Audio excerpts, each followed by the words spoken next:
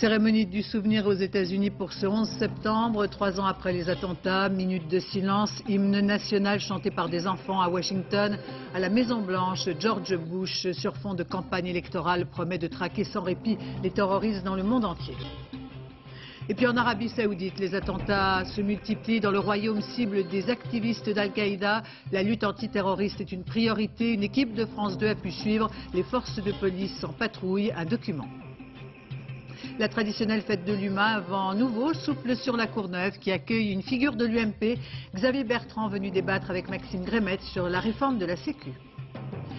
Tennis, Amélie Mauresmo devient numéro 1 mondial après la défaite en demi-finale de Lindsay Davenport. C'est la première Française à accéder à ce titre de gloire qui vient couronner sa carrière. Amélie Mauresmo est l'invitée de ce journal. Enfin à Venise, une dernière séance sur la place Saint-Marc. Projection exceptionnelle en plein air pour quelques 5000 privilégiés du dernier film d'animation de DreamWorks, en présence notamment de Robert De Niro. Madame, Monsieur, bonsoir. Aux États-Unis, la sobriété des commémorations du 11 septembre ne cachait pas la douleur d'une nation réunie 3 ans après à New York comme à Washington autour des familles des victimes. À l'heure même de la première attaque, le temps s'est arrêté. 1 minute de silence et cette litanie des noms des victimes égrenée durant près de 3 heures pour ne pas oublier. Sur place, Pascal Golomer. C'est sans doute la dernière fois que les familles des victimes peuvent se recueillir entre elles, au fond de Ground Zero. L'année prochaine, les travaux de reconstruction ont recommencé sur le site. Des familles venues partager leur peine, le temps d'une cérémonie qui se voulait la plus sobre possible. Des dizaines de parents se sont relayés à la tribune pour lire la très longue liste des victimes, 2749 noms, autant d'êtres chers. Tu me manqueras toujours et je t'aimerai toujours jusqu'à ce que nous soyons réunis à nouveau. Depuis 2 jours, tu as un neveu.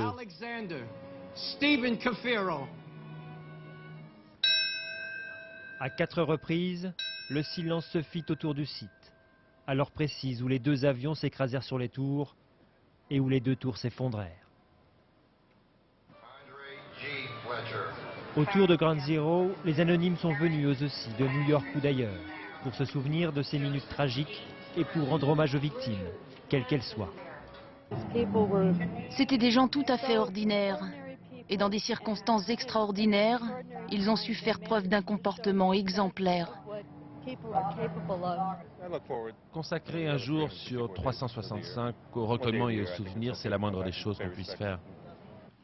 Depuis son bureau de la Maison-Blanche, George Bush s'est adressé en direct à la nation, entouré de familles des victimes des attentats de New York et du Pentagone. 3 ans après les attaques, les Américains restent forts et déterminés. Ils savent que notre cause est juste, ils ont confiance en la victoire prochaine.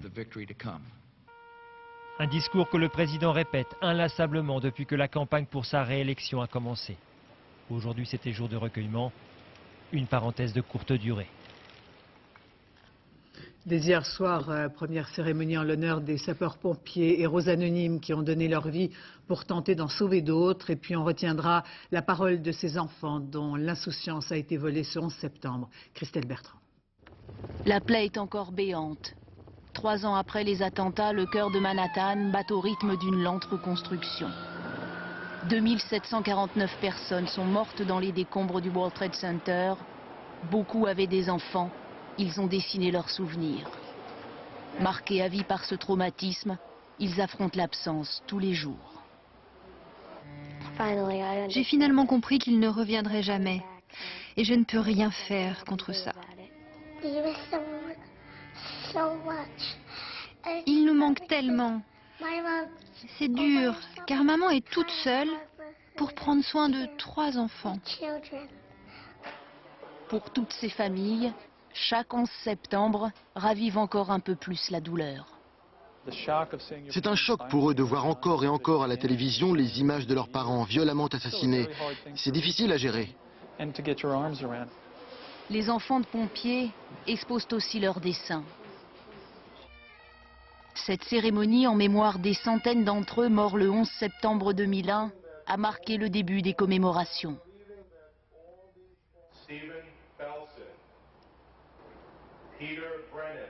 Les pompiers de New York portent eux aussi à jamais le deuil de cette tragédie. Il était donc 8h46 ce 11 septembre 2001 lorsqu'a eu lieu la première attaque de la tour nord du World Trade Center. Image à jamais figée dans l'histoire et dans les mémoires. Après recoupement des témoignages, des enregistrements sonores et des vidéos, voici précisément comment se sont déroulés les faits. Olivier Caroff. L'Amérique se croyait en paix pour encore une seconde.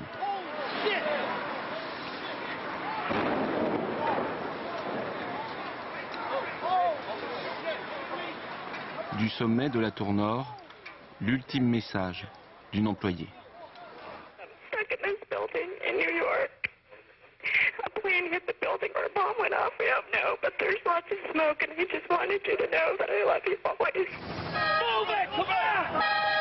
Au pied du bâtiment, on se raconte dans toutes les langues cet avion qui vient de percuter le World Trade Center. C'était le vol 11 d'American Airlines. À bord, 30 personnes. 25 minutes avant le crash, la compagnie a été prévenue par une des hôtesses.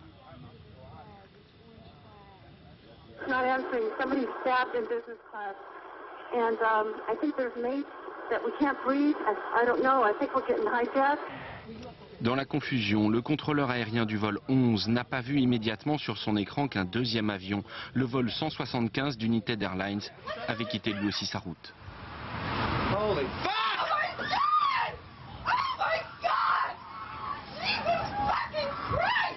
Des dizaines de caméras filmaient déjà les tours jumelles.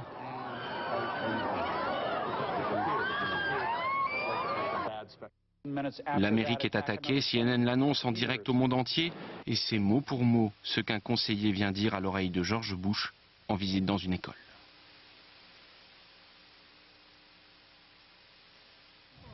Les assaillants, 19 terroristes, la plupart saoudiens. Armés de cutters, ils ont pu déjouer les contrôles de sécurité sans aucun problème. Celui-ci, en chemise blanche, à gauche sur l'écran, parvient même à éviter le portique de détection d'armes. Avec 4 complices, il embarque à bord d'un troisième avion, le vol 77 d'American Airlines. La cible est atteinte à 9h37. Le Pentagone, c'est bien le temple de la défense nationale qui brûle. Ces hommes, ces femmes qui fuient, les milliers de fonctionnaires qui veillent jour et nuit sur la sécurité de l'Amérique. George Bush s'apprêtait à prendre l'avion présidentiel quand il a appris cette troisième attaque. Il est emmené à l'abri dans une base militaire.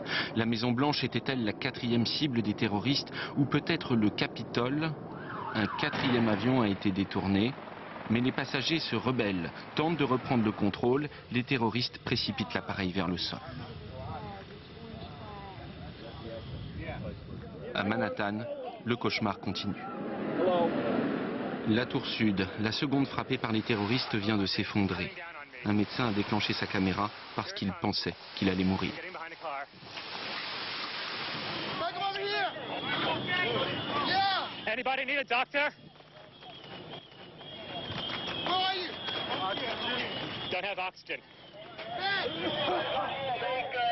Une demi-heure plus tard, la tour nord cède.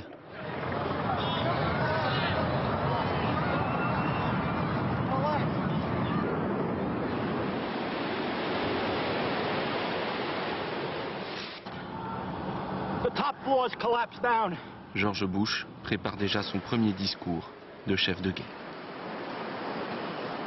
We will make no distinction between the terrorists who committed these acts and those who harbor them. Dans le World Trade Center, plus de 1200 victimes n'ont à ce jour pu être identifiées formellement. En moins de 2 heures, 2973 innocents ont perdu la vie. Après les attaques du 11 septembre, vous le savez, une commission américaine a enquêté sur les faits et les circonstances. 19 mois de travail en est sorti ce rapport d'enquête sur les attaques terroristes. Il a été publié d'abord aux États-Unis, puis en Angleterre et en France maintenant. En Italie, le 11 septembre, ce télescope avec l'affaire des otages, la mobilisation d'un pays qui a décrété l'union nationale. Hier soir, des dizaines de milliers de personnes se sont retrouvées à Rome pour une retraite au flambeau, demandant la libération des 2 Simona, les 2 jeunes femmes enlevées à Bagdad, qui travaillaient pour une organisation humanitaire. Sur les banderoles, on pouvait lire « Libérer la paix ». Enfin, un peu plus de 3 semaines après l'enlèvement de Christian Chesneau et Georges Malbruno, on retiendra la déclaration de Michel Barnier hier. Ils sont vivants et correctement traités. Le ministère des Affaires étrangères qui annonce que le dispositif déployé dans la région pour libérer les 2 journalistes, eh bien, ce dispositif est en train d'être évalué. Par ailleurs, un changement des personnels diplomatiques sur place aura lieu. En Indonésie maintenant, les autorités ont fourni une vidéo en temps réel de l'explosion de la fourgonnette devant l'ambassade d'Australie. Image filmée par les caméras de sécurité placées à l'entrée du bâtiment. Vous les voyez. Cet attentat a coûté la vie à 10 personnes. Une centaine ont été blessées. Les autorités australiennes, qui ont le plus fort contingent de soldats basés en Irak après les États-Unis, s'attendent et se préparent à d'autres actions terroristes. Je vous propose maintenant ce document. En Arabie Saoudite, où les attentats se multiplient, la lutte antiterroriste est une priorité. Le royaume saoudien est devenu à son tour la cible d'une vague d'attentats attribués à la mouvance d'Al-Qaïda. Au total, depuis près d'1 an et demi, une centaine de personnes ont été tuées, dont de nombreux étrangers. Bernard Lebrun et Patrick Desmully ont pu suivre les forces de police en patrouille. La voiture comme la sirène sont toutes américaines. En matière de sécurité et de défense, les Saoudiens n'ont qu'une référence, les États-Unis. Bienvenue à Riyad, mégapole dans le désert de 5 millions d'habitants, aux centaines de commissariats de police. Voici celui du centre-ville, du quartier Al-Malaz. 120 policiers travaillent ici, en charge d'un district d'environ 150 000 habitants. Confrontés eux-mêmes au terrorisme islamiste depuis 1 an, les policiers saoudiens acceptent pour la première fois d'ouvrir leurs portes à une caméra occidentale.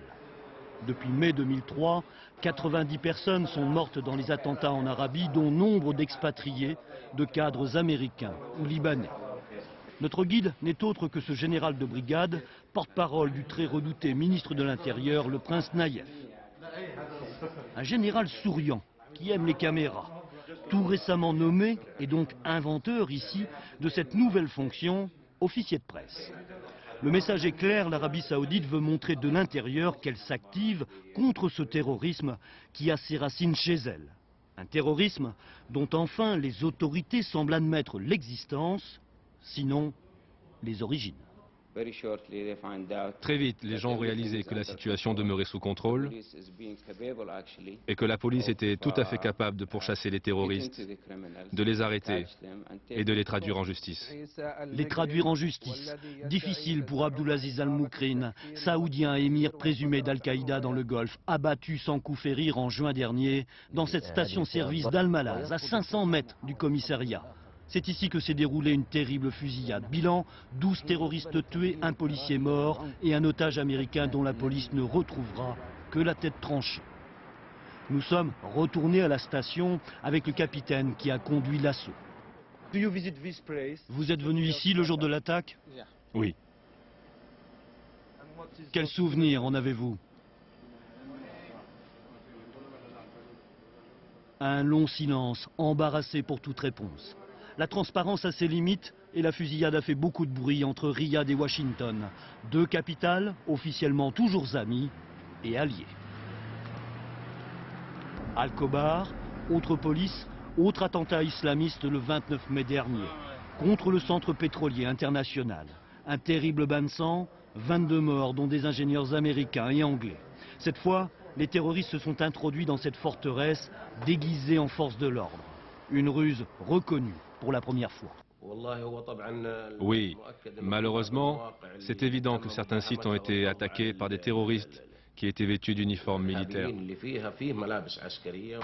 Dans le souk de Riyad, il y a cette rue des tailleurs d'uniformes. Preuve s'il en est du commerce de ces tenues de policiers et de militaires pourtant réglementées. Une tradition qu'il faudrait battre en brèche et qui révèle de possibles complicités entre les fondamentalistes et certains officiers. Les forces de police saoudiennes ne manquent surtout pas de moyens et depuis le 11 septembre 2001, elles ont découvert tout l'intérêt de la coopération internationale. Non, l'Arabie Saoudite manque surtout d'expérience et de compétences pour lutter contre ce nouveau phénomène qui touche que depuis 1 an le pays et qui s'appelle le terrorisme. En France, 9 mois après l'accident de Sharm el-Sheikh où 148 passagers ont péri dans l'accident du Boeing de la Flash Airlines, les familles des victimes réunies en association mettent en cause les lenteurs de l'enquête et se sentent traitées avec mépris sinon indifférence. Dorothée Cochard, Sébastien Lafargue. 9 mois ont passé depuis la catastrophe, depuis que le Boeing 737 de la compagnie égyptienne Charter Flash Airlines s'est écrasé au large de Sharm el-Sheikh. 9 mois plus tard, les familles sont en colère. Contrairement à ce qui avait été promis par les Égyptiens au moment de la découverte des boîtes d'enregistrement, le rapport prévu au 31 octobre ne sera pas prêt avant la fin de l'année. On a su très vite que l'accident avait fait 148 victimes, mais toutes à ce jour n'ont pas été identifiées. Les effets personnels n'ont même pas été rendus. Alors assurées du soutien de la diplomatie française, les familles dénoncent aujourd'hui son inefficacité.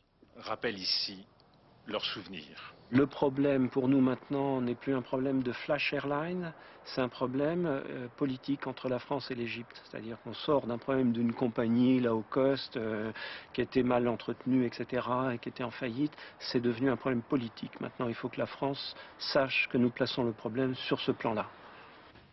Au Quai d'Orsay, on dit comprendre l'impatience des victimes, mais on affirme que le maximum est fait et que la diplomatie française n'est pas responsable des lenteurs de l'enquête. Nous avons multiplié les pressions sur les autorités égyptiennes pour que l'enquête progresse, que le rapport sorte le plus vite possible. On nous le promet pour les 2 ou 3 derniers mois de l'année, mais nous maintenons la pression évidemment pour savoir ce qui s'est passé. Des explications qui ne satisfont pas les familles. Elles ont déjà annoncé que pour la Toussaint, faute d'avoir une tombe à fleurir, elles manifesteraient probablement devant le Quai d'Orsay. En Corse, peut-être une sortie de crise possible dans le conflit qui oppose la SNCM aux grévistes. Le temps presse. Après une semaine de conflit, les bateaux de la SNCM sont toujours bloqués dans les ports d'Ajaccio, de Bastia ou de l'Île-Rousse. Une réunion à Paris au ministère des Transports a eu lieu cet après-midi. Stéphane Despinois. Nous libérons votre cargo aujourd'hui. À partir de cet instant, vous disposez donc du cargo. Je vais en avertir la compagnie. Très bien. Merci.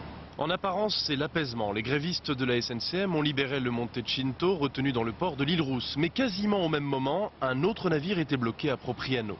7 bateaux sont donc toujours à quai sur l'île. Du coup, les touristes sont obligés de se reporter sur les navires de la compagnie concurrente de la SNCM, Corsica Ferries, et de prendre leur mal en patience, comme ici à Ajaccio. C'est pénible, hein, d'emmerder le monde, hein, ceux qui travaillent. Nous reviendrons l'année prochaine avec la SNCM et on repartira encore avec Corsica Ferries. En laissant partir un cargo, le syndicat des travailleurs corses a juste voulu répondre à l'appel des responsables économiques de Balagne. Car en Corse, on commence sérieusement à s'inquiéter des conséquences économiques du conflit. Selon la grande distribution, certains produits manquent déjà et le conflit à la SNCM vient en plus couronner une saison touristique médiocre. Il y a une clientèle du mois de septembre qui aura sans doute pas mal de difficultés à venir chez nous. On a déjà eu une saison très difficile et je pense que c'est un conflit qui apportera encore plus de désarroi dans le monde de l'hôtellerie corse. La grève a été déclenchée il y a une semaine par le syndicat des travailleurs corses. Il réclame une revalorisation des salaires et le renforcement des activités de la SNCM sur l'île. Face au blocage, le préfet de Corse s'est dit prêt ce matin à recourir à la force publique pour libérer les navires. Depuis hier soir, la fête de l'humanité avec déjà un record d'affluence. La fête de l'UMA, une tradition, un rendez-vous qui ne se perd pas, mais un coup de neuf cette année souffle sur la Courneuve avec en vedette un débat entre l'UMP, Xavier Bertrand, secrétaire d'État à l'assurance maladie, et le médiatique député de la Somme, Maxime Grémetz, qui se sont affrontés sur la réforme de la Sécu. Hélène Hugues, Mathias Second. On prend à droite. Il est bien le seul à avoir ce genre d'humour à la fête de l'humanité. Secrétaire d'État à l'assurance maladie, Xavier Bertrand vient expliquer sa réforme en terre communiste. Ici, il ne compte que des adversaires et parmi eux, quelques vieilles connaissances. Bravo pour ton attention, mais tu la casses quand même la sécu. Hein. Non, viens écouter le débat, je vais te montrer que non. Viens. Un débat avec une autre vieille connaissance. Ça vous dérange pas s'il est à droite? Son adversaire de toujours en Picardie, sa terre d'élection, Maxime Grémetz. C'est le député de la Somme qui a pris l'initiative d'inviter le ministre UMP devant les militants communistes. Si on est d'accord, on va pas très loin dans le débat. Très bien, chacun s'exprime et point c'est tout. Moi j'aime le débat, la confrontation des idées. Et l'échange tiendra ses promesses. Les deux débatteurs clament haut et fort leur désaccord sur les médicaments génériques, le forfait hospitalier ou ici la carte vitale. C'est la solution magique. Ceci dit, ça ne me gêne pas d'avoir une carte ou pas de carte. Je dis que ça va coûter beaucoup d'argent et qu'il faudra mettre un petit mot, monsieur le ministre. Renouvellement des vérificateurs. Je vois en tout cas que les vacances ont été profitables parce qu'il était contre avant les vacances et voilà qu'il est plutôt pour à la rentrée. Un match loyal, mais aux yeux du public, largement acquis, c'est Maxime Grémetz qui a pris l'avantage. Très intéressant, très contradictoire. Voilà. Le ministre est convaincu? Pas du tout. Je ne sais pas si ça a pu convaincre, je ne sais pas si on était venu là pour nous écouter ou pour nous entendre, l'avenir le dira. Mais en tout cas, comme je l'ai indiqué à la fin, tant qu'il y aura des débats de ce genre, la démocratie se portera bien. Absence très remarquée au débat, celle de tous les dirigeants communistes, à commencer par la secrétaire nationale du PC, pour qui ce débat n'apportait rien. Pour moi, c'est vraiment un non-événement. Le débat achevé, Xavier Bertrand a quitté la fête, laissant les communistes entre amis de tous les pays. Puis au Conseil national interrégional des Verts, le CNIR, après le non sauf si de Laurent Fabius, voici le oui quand même de Dominique Voynet. Pour l'ancienne ministre du gouvernement Jospin, le rejet de ce texte ne ferait pas avancer l'Europe sociale, mais donnerait, je cite, de la crédibilité à ceux qui prônent le repli national. Par ailleurs, Dominique Voynet considère que la position de Laurent Fabius est trop tacticienne. On retiendra l'engagement du président de la Poste, Jean-Paul Bailly, qui réaffirme son intention de maintenir les 17 000 points de poste au niveau national. C'est ce qu'indique Matignon cet après-midi. Les cuves du Prestige sont désormais vides. 2 ans après son naufrage, les opérations de pompage sont venues à bout des milliers de tonnes d'hydrocarbures qui restaient dans l'épave. L'épave qui repose, je vous le rappelle, à près de 4000 mètres de fond. En France, de violents orages ont éclaté dans la nuit à l'ouest de Toulouse. Quelques 500 foyers ont été privés d'électricité, chutes d'arbres, toitures endommagées, inondations. Le point, Anouk Burel, Nicolas Houer. Bien sûr, il n'y aura pas école lundi. Dévastée, la salle de classe des maternelles. Le bureau de la directrice n'a pas résisté non plus. Mais c'est presque un détail dans le village. La tempête de grêle de la nuit dernière a tout emporté en 20 minutes seulement. Je suis bien vieille, je n'avais jamais vu ça. Hein. Des orages, j'en ai vu dans ma vie, mais comme ça non. Hein. Comme ça non. Hein. J'avais comme ça d'eau dans la chambre, moi. André, tu veux un coup de main là-haut? Ici, un vieux chêne est tombé sur le toit de la maison, réveillant ce retraité de Météo France au milieu de la nuit. C'est très impressionnant, c'est très impressionnant. Les vents devaient souffler, je sais pas, pour voir des chênes. Je voyais les rafales, les bourrasques qui arrivaient, mais j'avais jamais vu des bourrasques aussi fortes jusqu'à présent. Mais ça devait certainement dépasser les 140 km/h à mon avis, hein, ça devait les dépasser. Heureusement, il n'y a pas eu de victimes, seulement des dégâts matériels. Un travail harassant pour les pompiers, épaulé par des dizaines de bénévoles. Il y a 100 interventions qui ont été réalisées, il y en a 75 en cours, il y en a 45 encore qui seront faites dans les heures qui viennent. Ce soir, chacun a trouvé un toit pour passer la nuit. Le courant aussi devrait être rétabli dans les 3 villages sinistrés. Le cyclone Ivan le terrible, le plus violent depuis plusieurs dizaines d'années dans les Caraïbes. Il s'est attaqué hier aux côtes de la Jamaïque alors que Cuba et la Floride sont en état d'alerte. Jérôme Soulard. Il y a comme un air d'apocalypse dans les rues de Kingston. 250 km/h de vent, des pluies diluviennes. Le cyclone Ivan, c'est la tempête tropicale la plus puissante depuis 30 ans. Dans les écoles et les églises, des milliers de personnes attendent angoissées, car Ivan, c'est déjà le 9e cyclone de l'année sur les Caraïbes.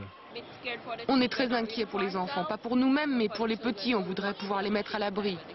Une trentaine de morts déjà pour un bilan provisoire, car en Jamaïque, 500 000 personnes sont à la rue.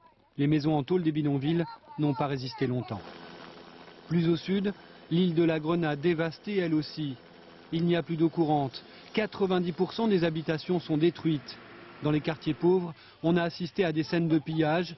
Un secouriste a même été blessé par balle. Nous n'avons plus de nourriture, plus d'eau. Et je me demande comment on va faire dans les jours qui viennent. Ce qui m'inquiète, c'est que les gens n'ont plus de maison.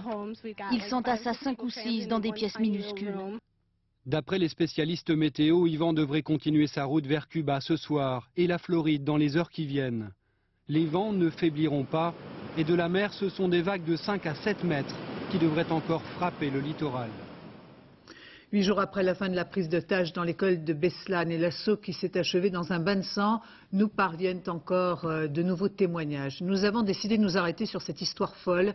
Une mère de famille prise en otage avec ses 2 enfants a été tenue par les ravisseurs de choisir lequel de ses 2 enfants survivrait. Un effroyable scénario qui ressemble au choix de Sophie et qui se termine bien miraculeusement. Gilles Rabine.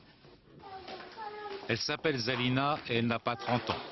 Elle a dû faire face au pire choix qu'on puisse imposer à une mère, décider lequel de ses 2 enfants devait mourir. Parce qu'elle sait comment ça se passe en Russie, son pays. Comme toutes les autres mères enfermées avec elle, elle a compris dès le premier jour que tout allait se terminer en massacre. Au matin du 2e jour, les terroristes acceptent de libérer les mères qui ont des bébés.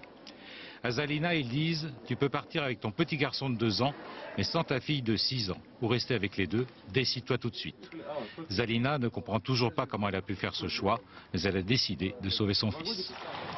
Le lendemain, c'est l'assaut et l'hécatombe. Zalina cherche sa fillette partout, sans la trouver. Et puis, miracle, un adolescent de 15 ans l'a aidée à s'enfuir, elle est vivante, elle n'est même pas blessée. Aujourd'hui, la famille tout entière se réjouit bien sûr, mais elle culpabilise, y compris le père qui n'était pas otage. J'étais en retard le jour de la rentrée scolaire. Quand j'ai entendu les tirs, je me suis précipité. Ils m'ont tiré dessus. Zalina, la jeune mère, refuse de parler de tout cela. Elle va devoir vivre avec toute sa vie durant. Sa fille, elle, recommence à dormir la nuit sans faire de cauchemars. Mais elle refuse de rester seule, même une minute. Le reste de l'actualité en France. Aujourd'hui débutent les vendanges dans le Beaujolais. Sont concernés quelques 2500 viticulteurs. Première coupe ce matin dans une exploitation familiale où 3 générations organisent dans les vignes ces vendanges. Rendez-vous de l'année viticole. Virginie Fichet, Philippe Évêque. Chargé de promesses, lourd de sucre, le raisin cède entre les mains des coupeurs. Nos rafles sont déjà jaunes, ce qui veut dire qu'on aura des tanins qui sont très ronds et soyeux. On a des raisins qui sont très mûrs et déjà très goûteux. On a tout pour faire un millésime de très belle qualité. C'est le caviar de sa terre. Chez les Jolins, Gilles, le fils, veille au grain. Le reste est l'affaire des vendangeurs. Ils sont une quarantaine, dont la moitié d'habitués qui ici sont encore logés et nourris à la manière d'une famille très nombreuse. C'est la 19e année que je viens, donc je pense que l'habitude est prise.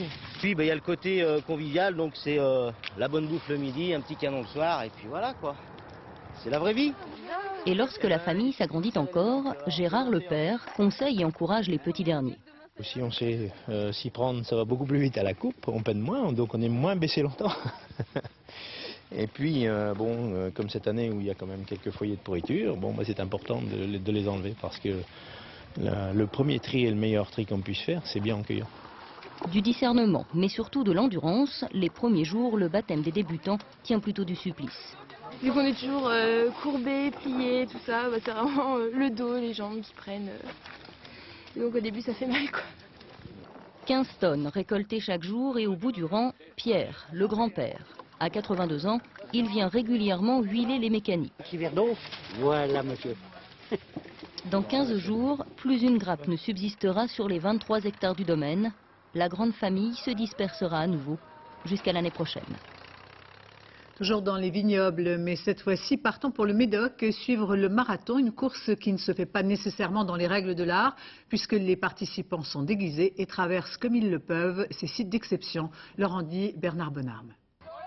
Dunkerque a son carnaval, le Médoc aussi, sauf qu'ici le parcours fait 42 km 195 et qu'on appelle ça un marathon, une course forcément spéciale. C'est convivial ici, on a comme plus de 8000, pratiquement 8000 à être déguisés à courir 142 km. C'est fantastique quoi. 8000 personnes, ça fait quelque chose comme ça. 2h30 d'effort pour le meilleur, mais aujourd'hui la plupart des participants ne courent pas après un résultat. Et pour cause, tout au long du parcours, les plus grandes propriétés du Médoc ouvrent leurs portes pour des dégustations à l'œil. Mais attention, il y a des connaisseurs. Il y a qu'un âme, il est un peu vert, mais il a dans l'avenir. Vous faites quand même la fine bouche, il ne faut pas vous servir n'importe quoi alors. Ah non, non, je ne bois jamais n'importe quoi. C'est vrai que pendant la course, on a la perception beaucoup plus importante des odeurs, des goûts, etc. Des conditions idéales pour en profiter peut-être, mais face aux premiers pépins physiques, même les meilleurs vins du monde sont impuissants. Vous avez quoi Début de crampe et surtout une ampoule au départ, une ampoule sous le pied, et ça fait la crampe sur l'autre jambe. Donc, et vous pensez que vous allez finir? Bien sûr, on est obligé. Heureusement, le public pousse autant qu'il peut, interpellant même les coureurs par leur propre prénom. Vous les connaissez tous? C'est sur leur dos Broussard que je vois leur prénom, mais je ne les connais pas. Mais c'est très sympa. Il y a une ambiance super. Après 40 km de course, ça commence à sérieusement tirer dur. Mais c'est bon, ça y est, le tapis rouge est déroulé pour les héros du jour. Et il y en a même qui font encore les malins. Football avec un match avancé de la 5e journée de la Ligue 1 et la victoire cet après-midi de Bastia face à Auxerre 1-0. Bastia prend provisoirement la première place au classement.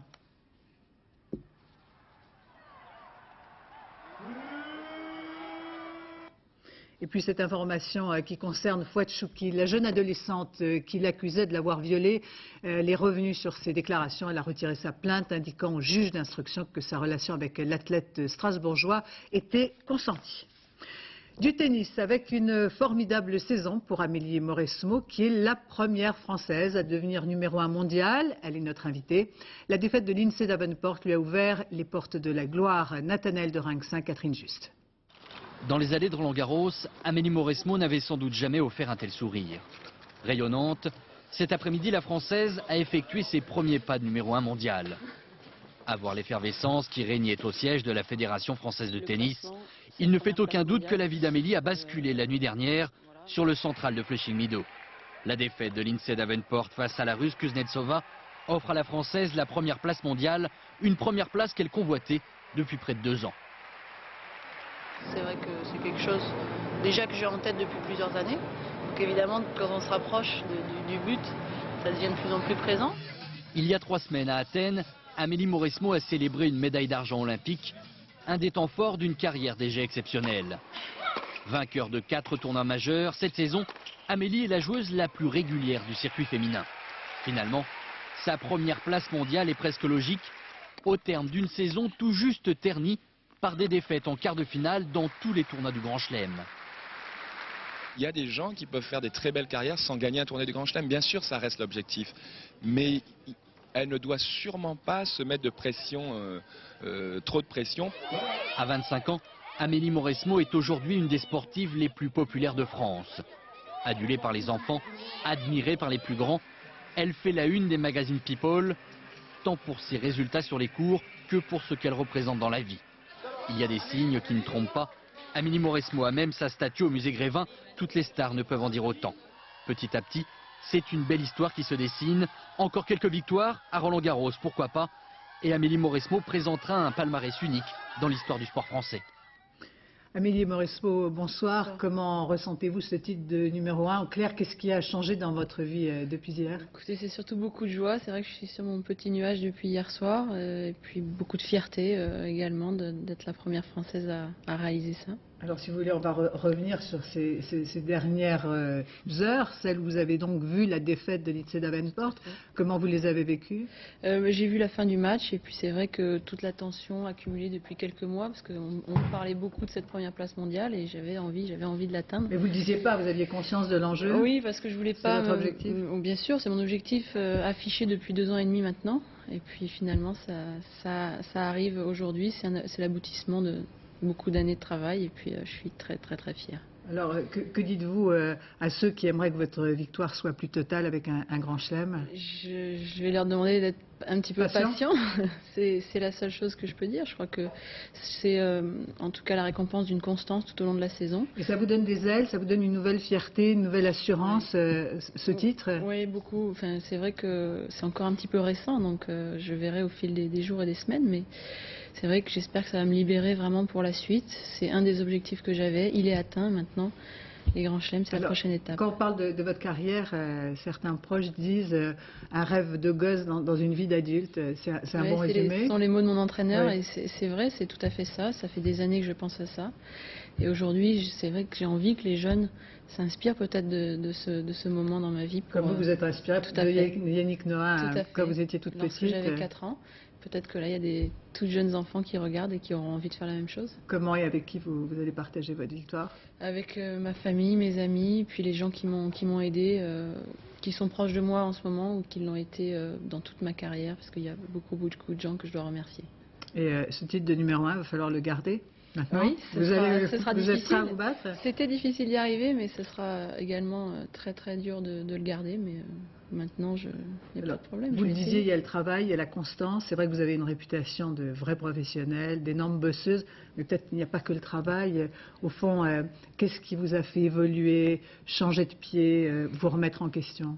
Oui, je crois que quand on est sportif, quand on a cette vie, on se remet tout le temps en question, chaque défaite, même les victoires.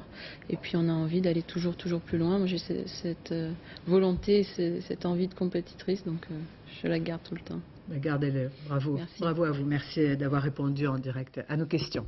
On part pour Venise où l'événement est place Saint-Marc, transformé en une extraordinaire salle de projection en plein air, sous haute sécurité pour un public de stars. Une dernière séance où sera projeté Gang de requins, le dernier film d'animation des studios DreamWorks, en présence de quelques 5000 privilégiés, dont Robert De Niro. Reportage Marie-Jo Jouan, Patrick Voix. Dans Leno, le requin mafieux, Lola, la poissonne aguicheuse, flanquée d'un soupirant maladroit, les studios DreamWorks n'ont pas lésiné sur le casting des voix de ces drôles de personnages. Robert De Niro, Angelina Jolie, Will Smith, un gang de requins plutôt sympathique. La conférence de presse sans doute la plus étonnante du festival.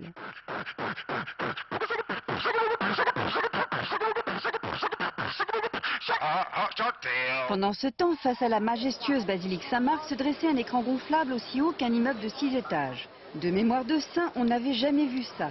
La place Saint-Marc, transformée en gigantesque aquarium, où 5000 Vénitiens ont eu le privilège d'être invités, non sans être passés à travers un dispositif de sécurité draconien.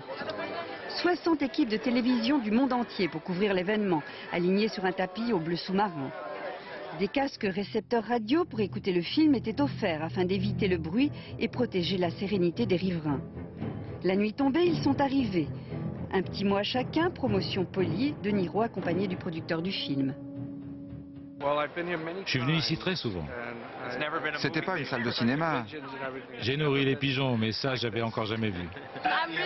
J'ai vraiment hâte de m'asseoir au milieu de tous ces gens, avec leur famille et ma famille, pour voir un film comme celui-là. J'ai été pendant 6 semaines en immersion avec une famille de poissons adorables. On a passé du temps pour entrer dans la peau des personnages. Je sais aujourd'hui ce que c'est que d'être un poisson.